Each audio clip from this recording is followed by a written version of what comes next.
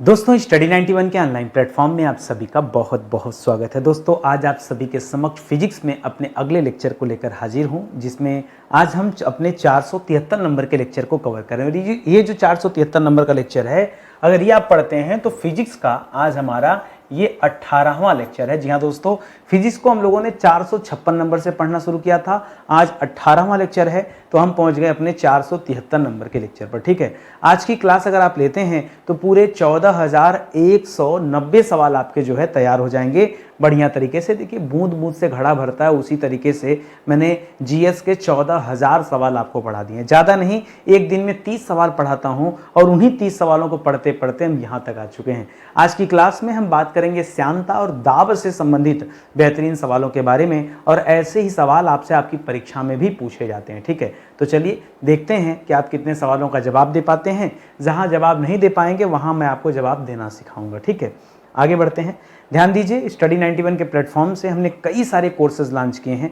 आपको भरोसा हो कि नितिन सर अच्छा पढ़ाते हैं, क्वालिटी कंटेंट की चीज़ें देते हैं, क्लास एकदम अच्छे तरीके से चलती है, कोई बहानेबाजी नहीं होती है, तो दोस्तों इन सब गुणवत्ता को ध्यान में रख करके आप हमारे कोर्स ज्वाइन कर सकते हैं। ठीक है, बहुत ज़्यादा कोर्स मैं नहीं चलाता, वरना अन्य प्लेटफॉर्म से अगर तुलना करेंगे हमारी, तो हमारे कोर्सेज बड़े धीरे धीरे आते हैं। उसके पीछे कारण ये है कि क्वालिटी वाली चीज़ें अगर देनी है तो टाइम तो देना पड़ेगा। ठीक है, और मैं सोचता हूँ कि कितना अच्छी क्वालिटी की चीज़ें मिलें, इसी वजह से कोर्स मैं बहुत आराम से बनाता हूँ। ठीक है, मुझे कोई जल्दीबाजी नहीं कि मेरे पास 100-200 कोर्सेज आ जाएं, नहीं, उतनी ज़रूरत नहीं है। मेरे पास 10 कोर्स ही रहे, लेकिन वो 10 अपने आप में बेस्ट रहे। ठीक है, तो कोई भी कोर्स आप ज्वाइन करेंगे वहाँ आपको डेमो क्लास मिल जाएगा और कंटेंट तो दोस्तों बेहतरीन मिलेगा, ये मैं आपसे प्रॉमिस करता हूं। ठीक है, चलिए सीधे आते हैं सवालों पर और पढ़ना आरंभ करते हैं। पहला सवाल दे रहा दोस्तों कि तापमान में वृद्धि के साथ ग्लिसरीन की श्यानता पर क्या प्रभाव पड़ेगा। श्यानता माने समझते हैं ना, श्यानता का अर्थ क्या तो होता है दोस्तों, श्यानता का अर्थ होता है गाढ़ापन।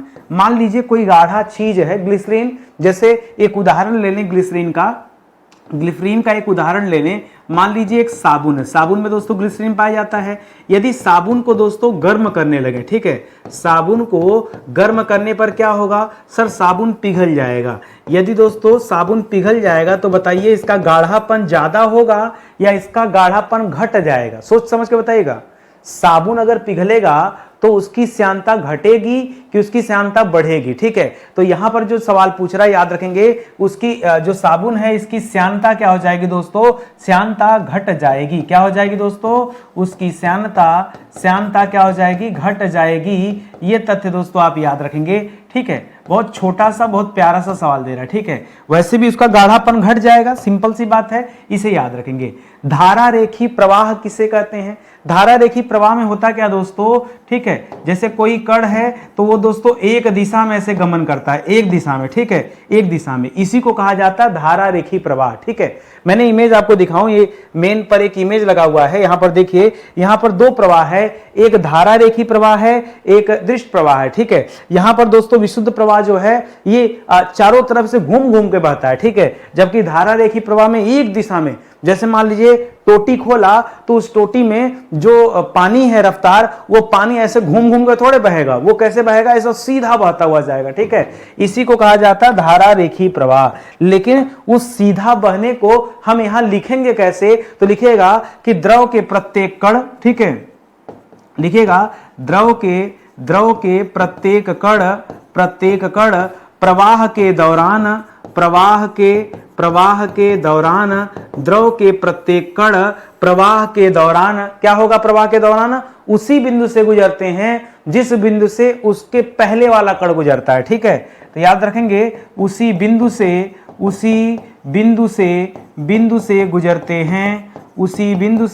गुजरते हैं जिस बिंदु से पहले वाला कण गुजरा था, उसी बिंदु से उसके पीछे वाला भी गुजरे। जैसे यहां दोस्तों ये वाला बिंदु है तो यहीं से ये वाला भी गुजरेगा, आगे गया फिर ये वाला आएगा, फिर ये वाला आएगा। ठीक है, ऐसे बहता जाएगा ना, इसी को कहा जाता है धारा रेखी प्रवाह। ठीक है, आराम से समझिए, मेरी क्लास में कोई चिंता की बात नहीं है, बस जो मैं जैसे समझा रहा हूं उसको आप एज इट इज आप ग्रहण करना पहले सीखिए। ठीक है, परीक्षा में सवाल इसी तरह पूछा जाता है, पेपर उठाएंगे तब समझ में आएगा। धारा रेखी प्रवाह के अधिकतम वेग को क्या कहा जाता है? मान लीजिए धारा रेखी प्रवाह का मैक्सिमम जो वेग है उसे क्रांतिक वेग नाम दिया जाता है। क्या कहा जाता है? उसे क्रांतिक वेग कहा जाता है। क्या कहते हैं? धारा रेखी प्रवाह के अधिकतम वेग को हम क्या नाम देते हैं? हम नाम देते हैं क्रांतिक वेग। क्या नाम देते हैं? क्रांतिक वेग। क्रांतिक वेग में होता क्या दोस्तों? यह धारा रेखी प्रवाह का उच्च गति होता है। ठीक है, क्रांतिक वेग क्या होता है बताया ना, यह उच्चतम प्रवाह होता है दोस्तों किसका? धारा रेखी प्रवाह का। एक लाइन इसके बारे में और याद रखिएगा, इसके बाद यदि प्रवाह को और ज्यादा बढ़ा दिया जाएगा तो प्रवाह धारा रेखी ना होकर के विक्षुब्ध हो जाएगा। ठीक है, इस पॉइंट को लिखिएगा। यदि प्रवाह को और बढ़ा दिया जाए, यदि प्रवाह को और बढ़ा दिया जाए तो प्रवाह धारा रेखी न होकर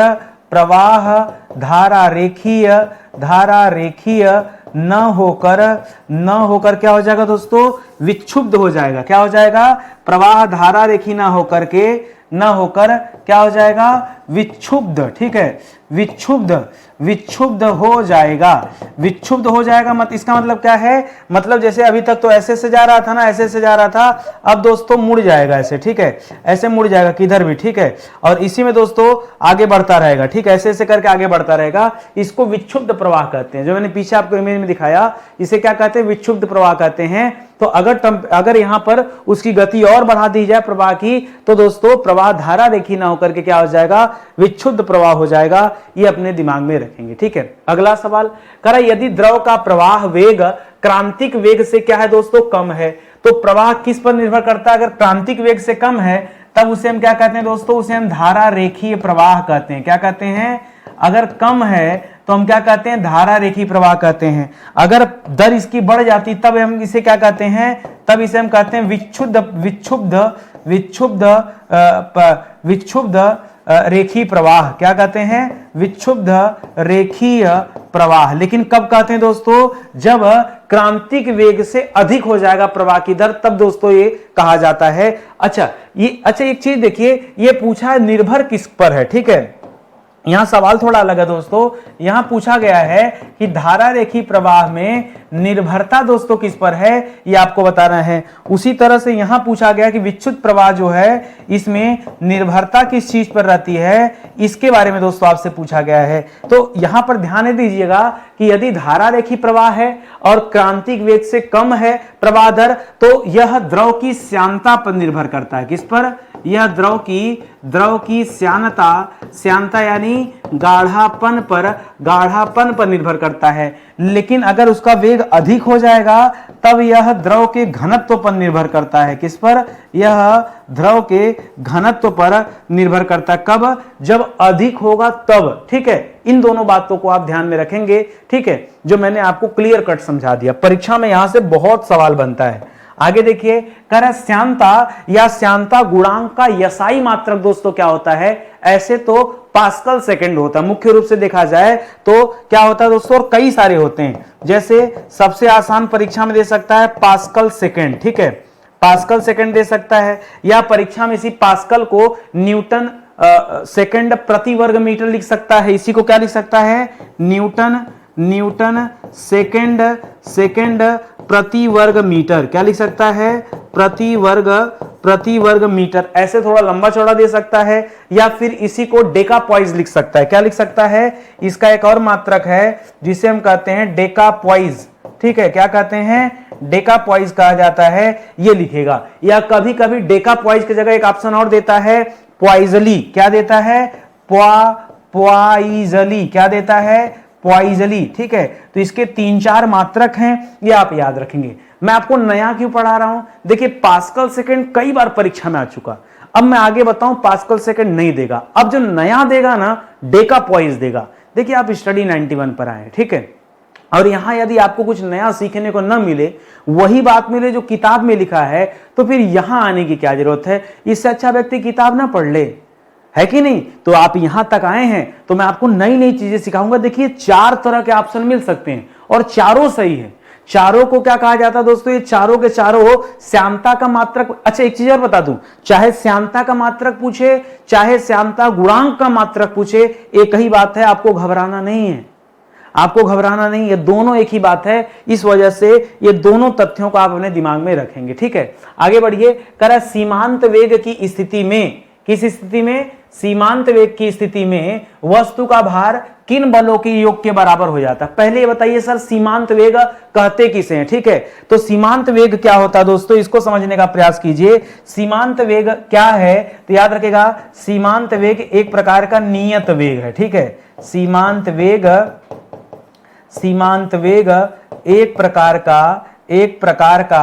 एक प्रकार का नियत वेग है। ठीक है, क्या है दोस्तों, एक प्रकार का नियत वेग है। देखिए जब तक ये सीमांत वेग पता नहीं होगा आप इसके बारे में क्या बता सकते। ठीक है, होता क्या मैं समझाऊं, कोई वस्तु यदि श्यान द्रव में गिरती है, कोई सामान है और वो किसी गाढ़े द्रव में जाकर गिर जाए, जैसे आप मान लीजिए शहद में जाकर गिर गए, शहद खूब ज्यादा सा भरा हुआ है किसी कमरे में और आप उसमें जाकर गिर गए, तो जब कोई वस्तु किसी श्यान द्रव में गिरती है तो कुछ समय तक वस्तु का वेग जो होता है वो एक समान रहता है। ठीक है, पहले तो गिरेंगे तो वेग में रहेंगे, उसके बाद आप उसी में गिर जाएंगे, लिपट जाएंगे, फिर आपका वेग घटता चला जाएगा, होगा ही ना। जैसे मान लीजिए किसी भी गाढ़े चीज में आप गिर जाएं, ठीक है, आपके लिए नहीं बता रहा हूं, ये उदाहरण बता रहा हूं। ठीक है, तो होता क्या है, ठीक है, कि जब कोई वस्तु, इसको अपने भाषा में लिख लीजिए कि जब कोई वस्तु किसी श्यान द्रव में गिर जाती है, ठीक है, जब कोई वस्तु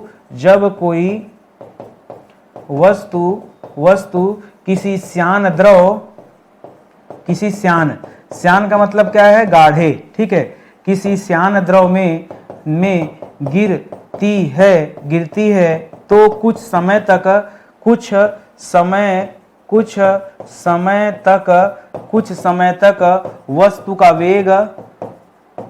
वस्तु का जो वस्तु गिरा है उसका जो वेग है वो एक समान रहता है। ठीक है, वस्तु का वेग एक समान रहता है, बाद में दोस्तों परिवर्तित होना शुरू होता है, ये आप याद रखेंगे, एक समान रहता है। इतनी चीजें दोस्तों आप याद रखेंगे। अब आपको समझ में आया ना, अब आगे बढ़ते हैं। अब कह रहा है कि सीमांत वेग की स्थिति में वस्तु का भार यह किन बलों के योग के बराबर होता है, तो श्यान बल और उत्प्लावन बल। ठीक है, किसके बराबर होता है, श्यान बल और उत्प्लावन बल के योग के बराबर होता है। श्यान बल प्लस उत्प्लावन बल प्लस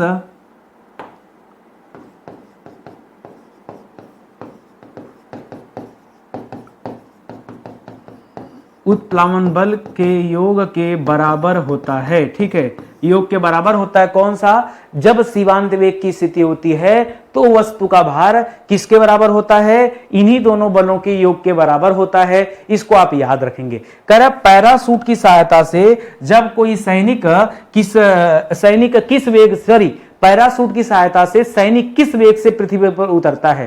देखिए जब पैराशूट लगाकर कोई सैनिक जहाज वगैरह से कूदता है, हेलीकॉप्टर वगैरह से कूदता है, कहीं मिशन वगैरह पूरा करने जाता है, तो किस वेग से उतरता है, वो इसी सीमांत वेग से उतरता है। इसको आप याद रखेंगे। ये जो किस वेग से लिखा है तो क्या बताएंगे, वह इसी सीमांत वेग से उतरता है। ठीक है, सीमांत वेग से क्या करता है, उतरता है पृथ्वी पर। ये तथ्य दोस्तों आप याद रखेंगे। ठीक है, आगे देखिए, कर वेंचुरी मीटर से किसका मापन किया जाता है। ठीक है, वेंचुरी मीटर से द्रव प्रवाह की दर को मापा जाता है कि कितना तीव्र स्पीड से कोई द्रव दोस्तों प्रवाहित हो रहा है। ठीक है, तो याद रखिएगा यहां पर क्या हो जाएगा, द्रव प्रवाह की दर को, ठीक है, द्रव प्रवाह की दर का मापन, ठीक है, दर का मापन ये किससे होता दोस्तों, ये वेंचुरी मीटर से किया जाता है। इससे पता चलता है कि द्रव जो है कितनी तेज जो है प्रवाहित हो रहा है, याद रखेंगे। करा वेंचुरी मीटर ये किस नियम पर काम करता है, तो याद रखेगा यह बर्नौली प्रमेय पर काम करता है। किस प्रमेय पर,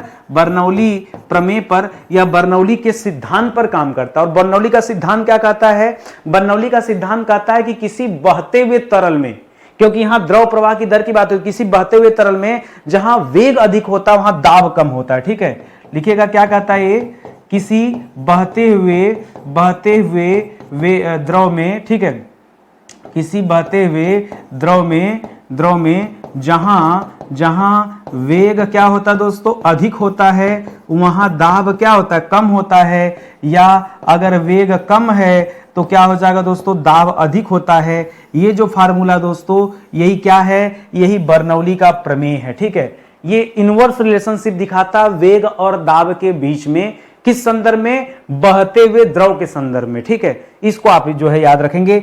प्यारा सा सवाल है, आगे देखिए, करा बर्नौली प्रमेय के दैनिक जीवन में अनुप्रयोग दोस्तों कौन कौन से हैं, एक दो उदाहरण देके समझा दीजिए। तो इसका अच्छा उदाहरण है कि क्रिकेट की गेंद का स्विंग करना। ठीक है, क्रिकेट की गेंद का स्विंग करना, क्या करना, स्विंग करना। ठीक है, स्विंग करना ये है। या इसका दूसरा अच्छा उदाहरण है कि ट्रेन का प्लेटफॉर्म से गुजरते समय, ट्रेन के प्लेटफॉर्म से गुजरते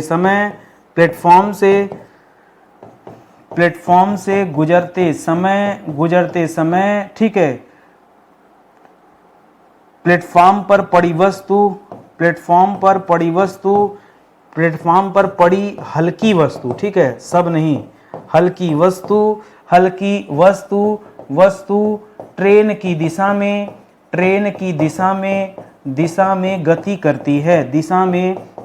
करती है, ठीक है, गति करती है। देखिए, तेजी से ट्रेन आ रहा हो तो बगल में जो झिल्ली विल्ली या बोतल वोटल होते हैं, उसी के प्रवाह में और तेजी से वो ट्रेन की दिशा में गति करना शुरू कर देते हैं। यह सिद्धांत भी इसी पर काम करता है। ठीक है, या इसी का एग्जाम्पल है। ये पूछ लेता कभी कभी सीधा सीधा जाकर के कि बताइए किसका उदाहरण है, तो आपको बताना पड़ेगा। ठीक है, करा किसी सतह के एकांक क्षेत्रफल पर लगने वाला जो बल होता है, इसे क्या कहते हैं, एकांक क्षेत्रफल पर लगने वाला जो लंबवत बल है, इसी को दाब कहते हैं। क्या कहते हैं, दाब, या इंग्लिश में इसी को क्या कहते हैं, प्रेशर कहा जाता है। दाब या प्रेशर कहा जाता है, ये याद रखेंगे। करा दाब का मात्रक क्या होता है, दाब का यसाई मात्रक क्या होता है, पास्कल। क्या होता है दोस्तों, दाब का मात्रक पास्कल या फिर न्यूटन प्रति मीटर स्क्वायर। ठीक है, या तो पास्कल का, ये इसका दो मात्रक है। ठीक है, या तो आप पास्कल का दीजिए एक लाइन में और बात खत्म कीजिए, या आप इसे क्या कहिए, न्यूटन प्रति मीटर स्क्वायर। ठीक है, न्यूटन प्रति मीटर स्क्वायर कहिए, तब दोस्तों आपका जवाब सही होगा। बैरोमीटर क्या दोस्तों, बैरोमीटर वायुमंडलीय दाब का मापन करता है, इसे आप याद रखेंगे। किसका मापन करता है, यह वायुमंडलीय दाब का मापन करने वाला यंत्र है, जिसे हम कहते हैं बैरोमीटर। क्या कहते हैं, बैरोमीटर। ये वायुमंडलीय दाब को मापता है, इसे जो है आप याद रखेंगे। ठीक है, ध्यान दीजिएगा, जिस तरह से आज आप पढ़ रहे हैं ना, इसी तरह से अब तक मैं आपको 6 विषय पढ़ा चुका हूं। आज हम इस 7वें विषय को कवर कर रहे हैं दोस्तों, जिसमें फिजिक्स को कवर किया जा रहा है। ठीक है, 7वें विषय के रूप में हम किसे कवर कर रहे हैं, तो पहले ancient, medieval, modern, polity, world geography और इंडियन ज्योग्राफी, ये 6 विषय विधिवत मैंने आपको पढ़ा दिया है। कोई भी टॉपिक मैंने छोड़ा नहीं है, लगभग हर एक टॉपिक पर हमने इसी तरह चर्चा किया है। 7वें विषय के रूप में दोस्तों अब हम लोग फिजिक्स पर चर्चा कर रहे हैं। ठीक है, फिजिक्स पर, जिसे हम लोगों ने 456 नंबर से पढ़ना शुरू किया और आज 473 नंबर की क्लास है। जोड़ेंगे घटाएंगे तो आपको पता चलेगा कि ये हमारी कौन सी क्लास है, ये हमारी 18वीं क्लास है। ठीक है, चलेगा, जब तक चलेगी क्लास फिजिक्स में देखा जाएगा। मैं जोड़ घटा के नहीं पढ़ाता कि कब तक चलेगा। अरे भाई, हर एक तरह के सवाल को छूना हमारा काम है, जहां जहां से परीक्षा में सवाल बनते हो। ठीक है, तो फिर चाहे लेक्चर कितना भी हो जाए, 25 हो जाए, 30 हो जाए, 40 हो जाए, 50 हो जाए, हमें तो इत्मीनान से पूरे फिजिक्स को कवर करना है। ठीक है, तो आप आइए, आप हमारे साथ पढ़ेंगे तो फायदा यह रहेगा कि धीरे धीरे करके आपका एक एक विषय कंप्लीट हो जाएगा। वरना और जगह की स्थिति यह है कि आप पढ़ते रहिए, कभी कोई विषय नहीं समाप्त होता, आप खाली पढ़ते रहेंगे। हमारे साथ आएंगे तो पढ़ते, तो आज आप 473 लेक्चर हमारा कवर करते हैं ना, कहीं ना कहीं आपके 14,000 सवाल तो कंप्लीट होते ना, तो फायदा तो आपको ही मिलता। चलिए आगे बढ़ते हैं। सवाल दे रहा है कि समुद्र तल पर वायुमंडलीय दाब का मान क्या होता है, समुद्र तल पर वायुमंडलीय दाब का मान। ठीक है, तो इसका मान होता है 1.013 गुणे 10 की घाते 5। ठीक है, याद रखेगा, 1.013 गुणे 10 की घाते 5। आगे लगाइएगा पास्कल। पास्कल क्यों लगाना, क्योंकि दाब का मात्रक पास्कल ही होता है। ठीक है, आपने पीछे क्या पढ़ा, दाब का मात्रक क्या है, दाब का मात्रक आपने क्या पढ़ा, दाब का मात्रक आपने पास्कल पढ़ा ना, तो सीधा सीधा ये आंकड़ा जो है ये पास्कल में है, इसे आप जो है याद रखेंगे। ये बार बार परीक्षा में पूछा जाता है, यहां तक का सवाल आता है। विश्वास कीजिए, पेपर उठा आज पहले पढ़ लीजिए, बाद में आप पेपर उठा के देखिएगा तो पता भी चलेगा कि ऐसे ही सवाल भी आते हैं और आप हल भी कर लेंगे। ठीक है, आगे देखिए, कह रहा वायु दाब मापी का पाठ्यांक यदि धीरे धीरे नीचे गिर रहा हो, क्या हो रहा है दोस्तों, धीरे धीरे नीचे गिर रहा हो, तो क्या दर्शाता है, यह वर्षा की संभावना को दर्शाता है। किसकी, अगर धीरे धीरे नीचे आ रहा है तो वर्षा की संभावना, अगर अचानक नीचे आ जाए, ठीक है, देखिए यहां क्या लिखा है, कह रहा अचानक नीचे आ गया, अचानक नीचे आ गया तो क्या हो जाएगा दोस्तों, सीधा आंधी तूफान। ठीक है, तब क्या दर्शाएगा, आंधी तूफान को दर्शाता है।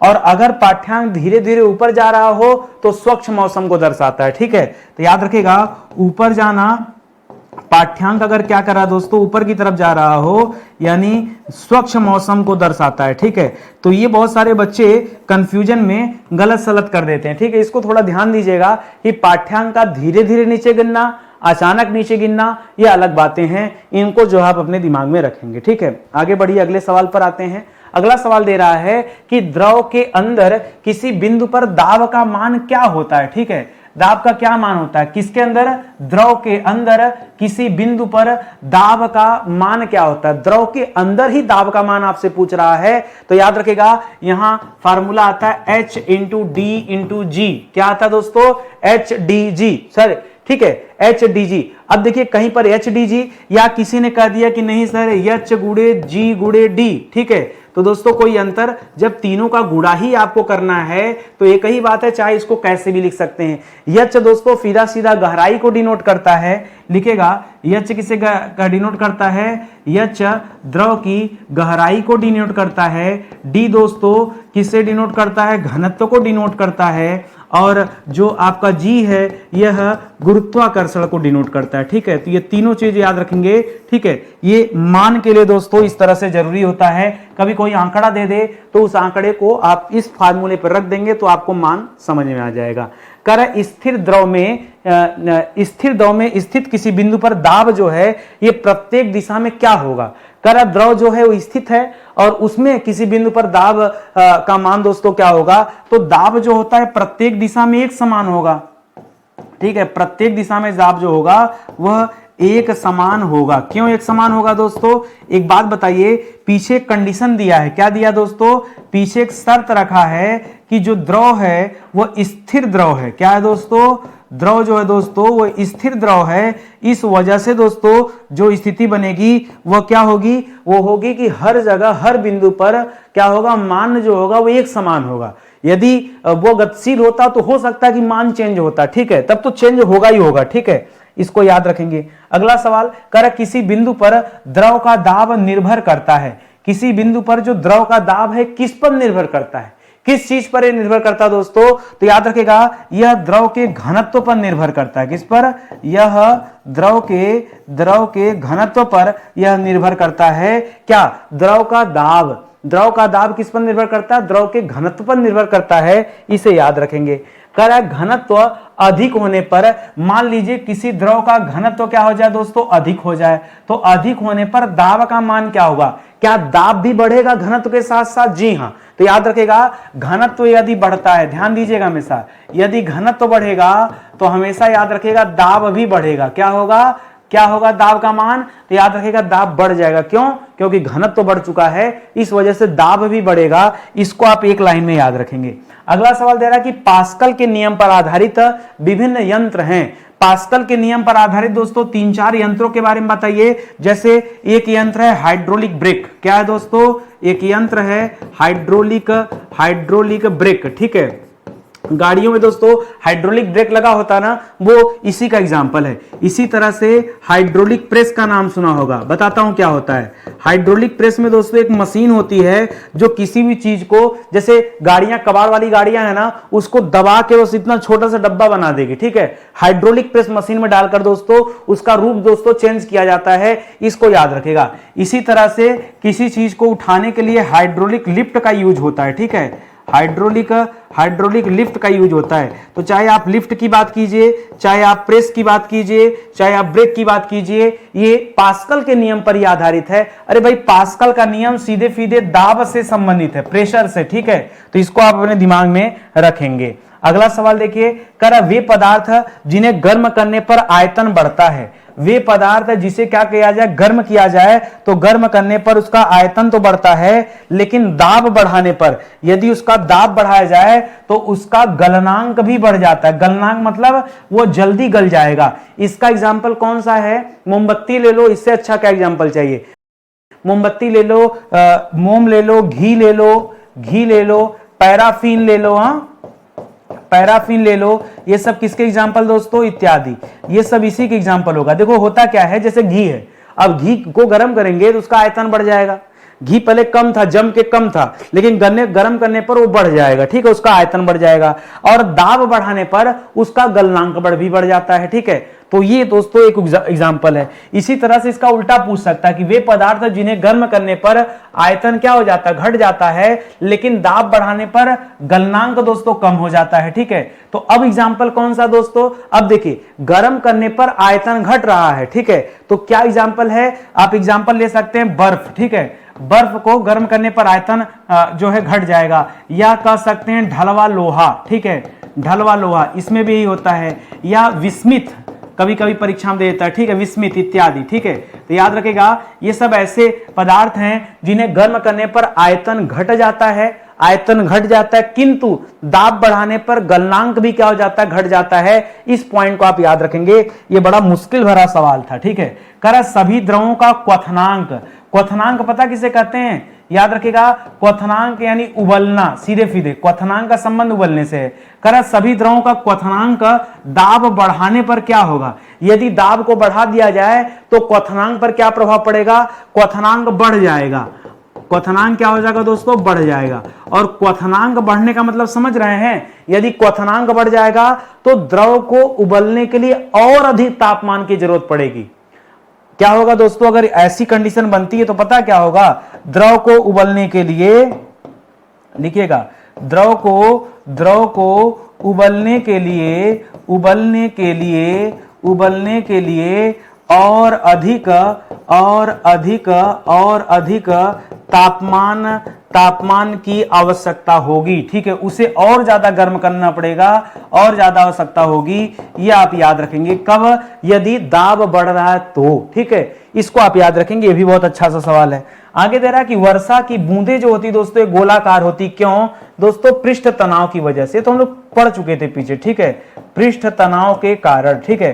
पृष्ठ तनाव के कारण क्या होता है दोस्तों? वर्षा की जो बूंदें होती हैं वो कैसी होती हैं? गोलाकार होती हैं। तो ये तो हम लोग पीछे भी पढ़ चुके थे। अगला सवाल करा, द्रव बूंद के न्यूनतम क्षेत्रफल घेरने का कारण क्या है? देखिए, न्यूनतम क्षेत्रफल घेरने का कारण पृष्ठ तनाव ही है। पृष्ठ तनाव के कारण ही दोस्तों द्रव की बूंदें जो होती हैं वो कम से कम क्षेत्रफल घेरती हैं और गोलाकार रूप ले लेती हैं। ये न्यूनतम क्षेत्रफल घेरने के कारण ही द्रव का बूंद कैसी हो जाती है दोस्तों? यह गोलाकार रूप में आ जाती है। यह आप याद रखेंगे। अगला सवाल करा, मिट्टी का तेल पानी के ऊपर तैरता रहता है, क्यों? क्योंकि दोस्तों जो पानी का घनत्व है, ठीक है, पानी का घनत्व, ठीक है, अधिक है, और मिट्टी का तेल का घनत्व, मिट्टी के तेल का घनत्व क्या है दोस्तों? इसका घनत्व पानी की घनत्व की अपेक्षा कम होता है, ठीक है। मिट्टी के तेल का घनत्व पानी के घनत्व से कम होता है, इसीलिए दोस्तों ये ऊपर तैरता रहता है, ठीक है। जहां घनत्व कम होगा वो तैरेगा,